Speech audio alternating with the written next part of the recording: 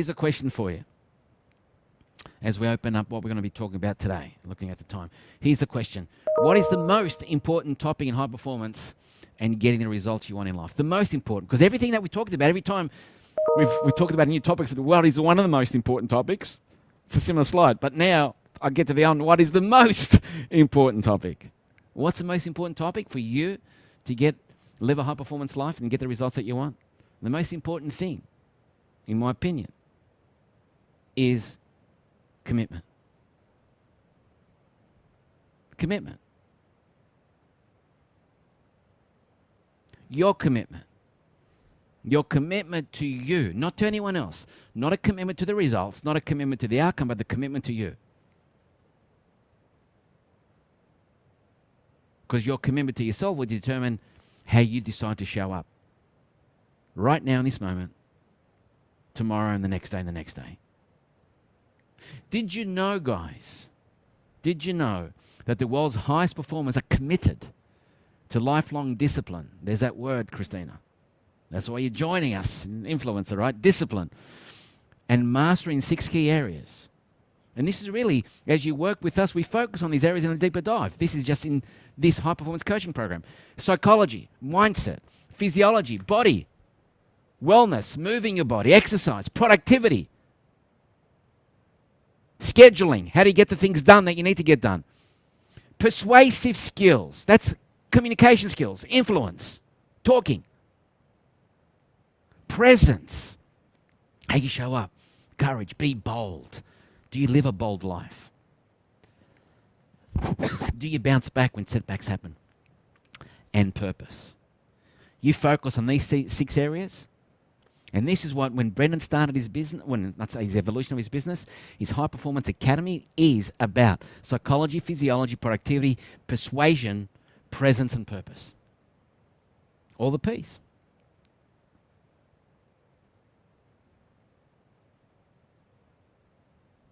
So we're here to learn about commitment. I believe commitment is a secret sauce. If there's such a thing as a secret sauce. There is a secret sauce, right? Let me show you a quick video.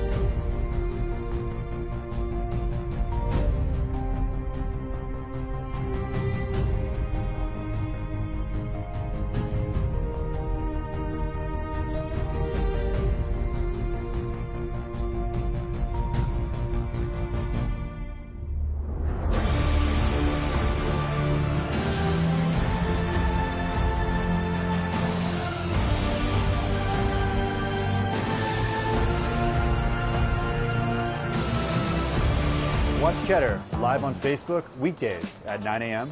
and noon.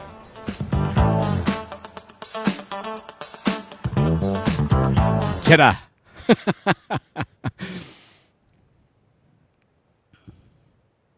Maybe this is the first time you heard of that gentleman. Was he committed to learning? Was he committed to a better life? Was he committed to do whatever it takes in order for him to get somewhere that he wanted to get? Would you do what he did is the question.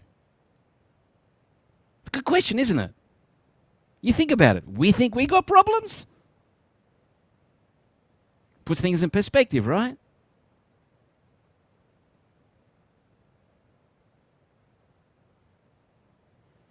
Because if you're prepared to do exactly what he did, you'll probably get similar results.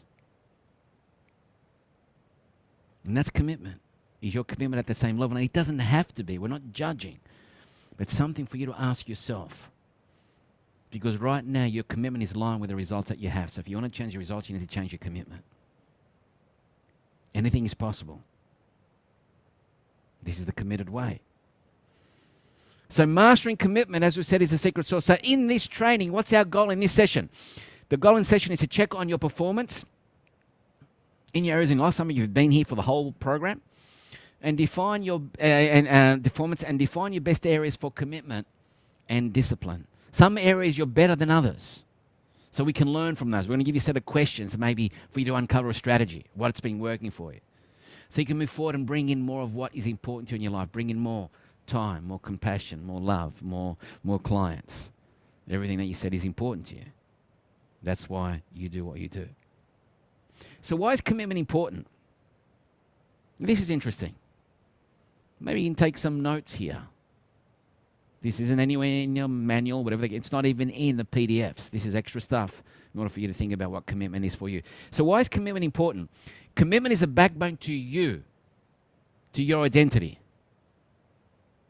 I just realized I misspelled that, so I had to say to you, to your identity, just to make it sound like if we did it on purpose. So the commitment is the backbone to you, to your identity. Here are several reasons why it's important. The more committed people there are, the more effective they are in influencing others. So the more committed you are, the more effective you are in influencing. Now, what does that mean? See, if you're committed, you come across with what? A sense of certainty, isn't that right? You come across with a sense of knowing. Right now, money flows to from least certain to most certain. Life is flowing from the least certain to most certain. What are people looking for right now? Certainty. If you're not committed to a better way, if you're not committed to the future, you're not committed to actually making a difference, you're not going to be attracting the people that need you. If you're fluffy already, are people going to come to you? If you're not committed, how are you going to get people to come to you to commit to you? If you don't commit to you, how are going to people commit to you?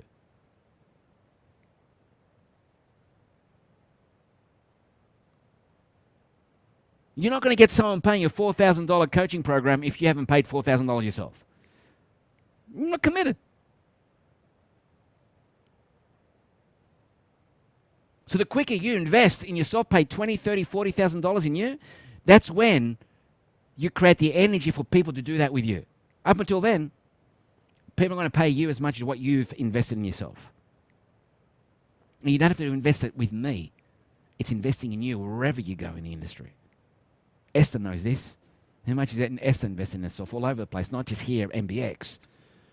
One organization, another organization, different trainings. That's your job. It's not the one place you get all the information. You got to do your due diligence. You got to find what's out there. You got to find what works for you. I do what works for me. We're not here to create mini-me's. Maybe in the past I thought of creating some, but not now. People who are committed are the ones who don't take discouragement seriously. When you get discouraged, do you fall apart? Do you break? If people don't like you, does your face fall down? When you were challenged in the NLP training, because some of you were you discouraged? Did you fall apart on the inside? Or did you laugh it off? They don't give up. They set an example for those who don't have the confidence or experience to go through the hard times and hold out for the rewards of success. If you're committed, that's what you do. People cooperate at a high level when they share commitment. If we're sharing commitment, we're going to cooperate at a high level, guys. Proximity is power. You're going to attract people at a higher level if you've got a similar commitment. Commitment fosters camaraderie. It fosters trust. It fosters caring. The stuff individuals and groups need to keep going for the long run. We need this as individuals, as groups. If we're in groups and teams, we need caring. We need trust. We need camaraderie. We work together as a team. If people are committed to an effort for a period of time, they will learn what they need to know to be more effective. People need time to try things out, to make mistakes, and then figure out a strategy that works for them. If you're committed to the process, you'll be committed to making mistakes. You'll be committed to people not liking you. You could be committed to failing forward because you know it's through failing forward that you actually rise up and progress forward. Failing forward is progressing from where you are right now. In fact, it's not failing. They call it failing forward, but I don't necessarily like that term because it's actually progress. You think you failed. And see, this is what happens, right? When you think about commitment, here's the question I want to ask when I mention this. Are you commitment-driven or circumstance-driven? Because you're on this road, this life map, on this pathway, you're going through the desert yourself. Are you driven by the commitment that you have to your vision, to your purpose? Or do you react and get emotional based on the circumstances in your life? Because when you're emotional and you're acting what's happening in your life, you're circumstance-driven. You're at effect. When you're commitment-driven, you're at cause. When you're driven by your vision, you're at cause. Am I making sense, guys? So the reason why people are circumstance-driven, here's the reason. Another slide. You always have two choices, your commitment versus your fear. You always have two choices. Commitment versus your fear. Most people let their fear win. And remember, fear will mask itself in three. Well, what are the things that we fear? We actually fear pain, right? And pain expresses of three ways. Pain of loss. If we start something, we're going to lose something. I will lose my old self, my old identity. So fear stops me from progressing. I'm not committed to moving forward because I'm scared of losing my old self. Or I'm not committed to moving forward and doing the work because it's too hard. I fear the pain of the process. I don't want to be doing all the work. Oh my God, 8 days for NLP, 10 hours a day. That's right, it's only 8 days.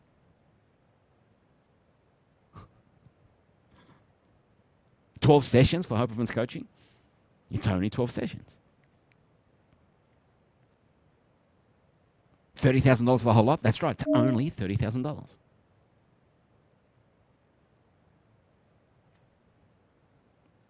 Commitment to yourself, or you fear yourself. You fear who the person you can become. And the other fear, the pain of, what if we got there to the end and it's not what it was made out to be? It's not really worth it. Well, here's what you need to know. Abraham Lincoln said this. Commitment is what transforms a promise into reality.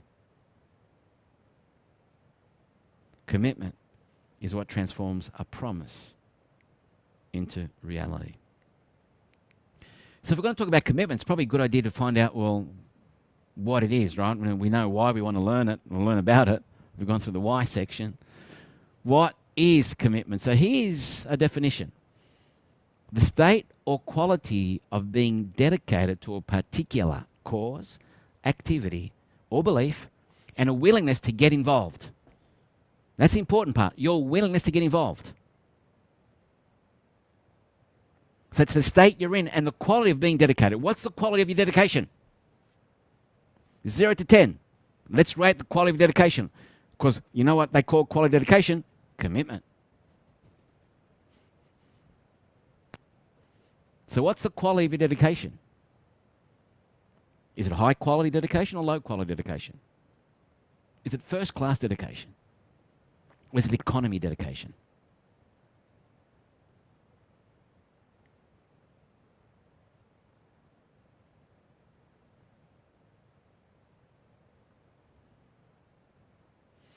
People who are committed to an effort truly believe that it is important. and they show up, follow through, and stick with it. So here's the thing. If you're not following through, it's not important to you. If you're not sticking with something or not showing up, it's not important to you. You say it's important, but it's not. Because if it really was, you would. Because you know what? You have in the past. Have you not? There's times that you started something, there's going to be one of these questions, right? Times that you started something, you committed to a cause or to a process, to an action activity, and you didn't follow through. Can you recall one of those times? Can everyone recall a time that you started something and didn't follow through? Clear the screen. Can you recall a time that you started something and you did follow through? Different picture, right? So what's the difference between the two? And as you think of it, what about the distinction in the thinking? What were you thinking when you followed through as opposed to not following through?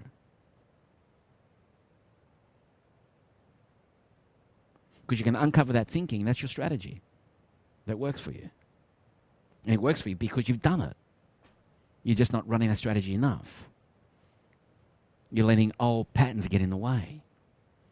Because we become circumstance driven. We're starting getting emotional. It's not unless you're committed to doing the work that you become aware of these old patterns. I want to share with you what I've been doing over the last week. And it's a challenge that Magdalena has given me. It's actually an awesome fucking coaching process. To uncover some of my patterns. To commit to actually improving. To getting rid of a behavior. Unless you're aware of it, you're not going to get through it, right? So what does commitment mean for you is the question.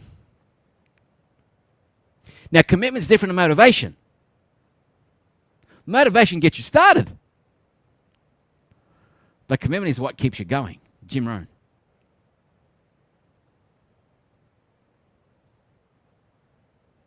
So that's why I want to congratulate Mary. 100 people were motivated to be in the room, the Zoom room that you were in this time last year, Mary. So I think it was July last year. 100 people in the Zoom room, 101 or whatever, enrolled.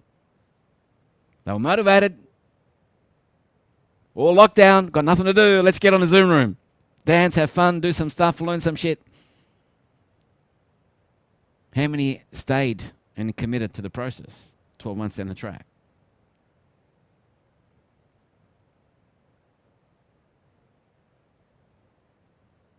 In fact, from that room, who was in that? Were you in that room, Michael?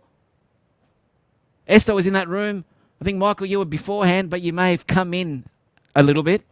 So you came in a couple of days, and Esther was in a couple of days. So we really only have 3 people here that were part of that 100 people in the room. Dean, you came after. Oh, no, you came before it, but did you come in? I think you came in a bit into that room, so we had some people. Okay, that's a pretty good success rate then. We got maybe 4 or 5 people out of 12. That's all right. We're doing okay. People do hang around the MBX. The road to success is through commitment.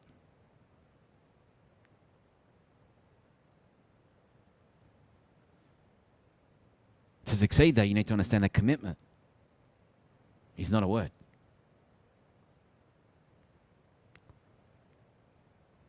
All right?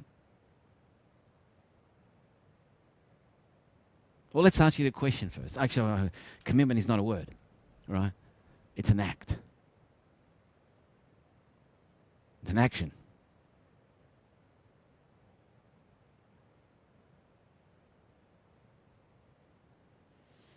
So let's have a look. Let's ask some questions, and I just want you to check in with yourself. What is your commitment right now? In the last 4 weeks, where would you rate your commitment on a scale of 1 to 10? Now, we did that a bit earlier, right? But let's just put some numbers up there. Now, it's general commitment, or is it in the specific area in your life that you're thinking? Pick an area in your life, the one that you're least committed in. Because then the results are a reflection of that. In my mind, it is that if you're not committed, or you're least committed, then you have a low number. So tell us the area in your life and the number that you're in, 0 to 10. Just put the number in the chat. How committed are you to that? And of course, no one's putting stuff in that shows the amount of commitment that you have in that area. All right? Career, 3, saying Christina. Companionship, love, 2, saying Michael.